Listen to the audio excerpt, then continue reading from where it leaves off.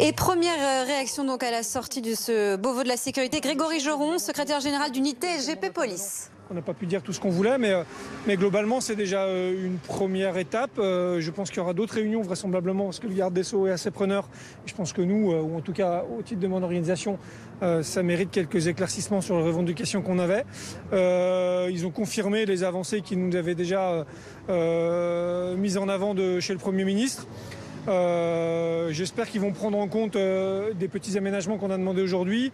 Vraisemblablement, le garde des Sceaux s'est engagé à faire déjà des premières dépêches ou des circulaires en fait au sein du ministère de la Justice, notamment pour requalifier nous ce qu'on avait demandé au travers de l'article 222-14 du Code pénal qui vient préciser les guet-apens et les peines qui vont avec. Donc c'est des petites choses mais qui sont quand même importantes parce que c'est un article qui n'était jamais rappelé. Donc avant de modifier la loi, et si on peut l'entendre, ça peut être compliqué à faire, mais déjà qu'on utilise la boîte à outils existante.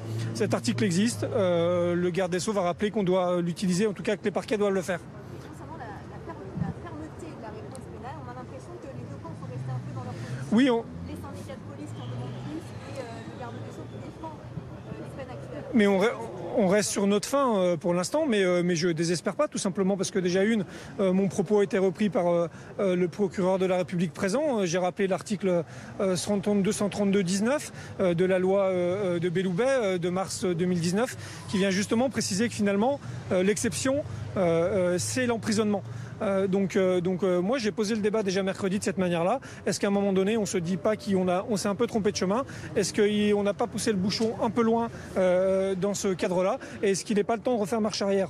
Le procureur l'a repris à demi-mot en disant qu'en effet, ils étaient bien obligés d'être contraints et de suivre la loi. Cette loi qui prévoit justement que l'emprisonnement reste une exception et que malheureusement, on doit aménager de toute façon. Quand on sait que le plus grand nombre de peines sont des peines inférieures à 2 ans et que globalement, cet article-là vient viser les peines de moins d'1 an, on s'aperçoit que finalement, quand on a 6 mois de prison aujourd'hui en France, ou 7, ou 8, ou 9, ou 10, globalement, on est aménagé, on ne connaît pas la prison. J'ai demandé à ce que les agresseurs de force de l'ordre soient sortis de cet article-là. Est-ce que vous avez été entendu par le garde des Sceaux sur cette question? Non, pour l'instant non, mais je vous dis, en général, je suis assez déterminé, il l'est tout autant. Donc moi, je reviendrai à la charge. Comme je n'ai pas pu malheureusement m'expliquer sur les peines minimales parce qu'on ne nous a pas redonné un tour de parole. J'ai essayé de la prendre une fois sur des chiffres, mais c'est pas très intéressant. Mais la porte est ouverte visiblement de la chancellerie. On saura la pousser pour aller lui parler. C'était un dialogue de sourds quand même, du coup, vous avez dit ce matin? C'était un dialogue d'opposition, de sourds. Déjà, il y a eu un dialogue, c'est déjà pas mal. Dans le respect, c'est pas trop mal aussi, je trouve. C'est important. Et il a accepté aussi certaines critiques de notre part. Il y a répondu, il est dans son rôle. On est resté dans le nôtre. Est-ce que c'est satisfaisant? Non. Est-ce que c'est frustrant? Un petit peu. Est-ce qu'on espère un peu mieux? J'espère que oui, et on se battra pour. Dupond-Moretti disait qu'il n'y aurait pas de tabou aujourd'hui. Vous avez cette sensation qu'il n'y a pas de tabou pour vous? Le seul tabou aujourd'hui, c'était le temps.